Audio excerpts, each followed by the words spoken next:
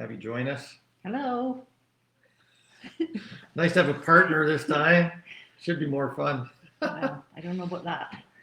Every day we make choices in what we're going to do or how we're going to respond to things done to us. Some things in life come our way. We have no choice. The obvious being the COVID-19. Sometimes it's health issues, the weather, many different things come at us. Other times it's the results of choices that we make. The one constant in all of these things is we have a choice in how we respond.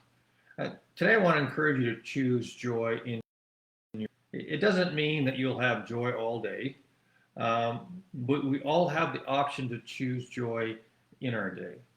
Psalm 118, verse 24 says, "This is the day the Lord has made. We will rejoice and be glad in it."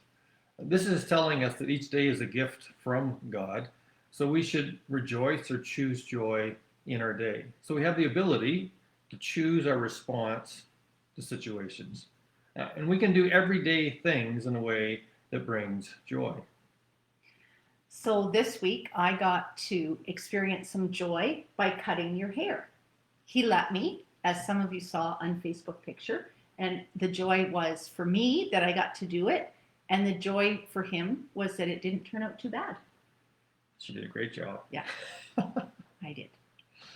But let's be honest, some days just aren't great days. Things don't go well, or we don't feel well. We're allowed times when we're down or grieving the loss of something or someone. However, even in these times, we can still find some moments of joy.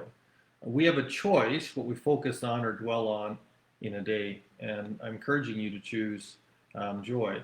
So, as many of you know, last October, my dad passed away. And so that was a time of grieving, not a lot of joy. But even in that, with the visitation and funeral, in the midst of all that, some I'll just say some odd things happened that brought laughter and brought joy. So even in then, we still found some joy. And Bruce would have been very happy to see that. He loved to laugh, and he would have been happy to see the family together and finding joy in a difficult time. For sure. So if you're struggling with joy, perhaps the following verse will be helpful to you. We read in the book of 1 Thessalonians chapter 5, verses 16 to 18. It says, "Always be joyful.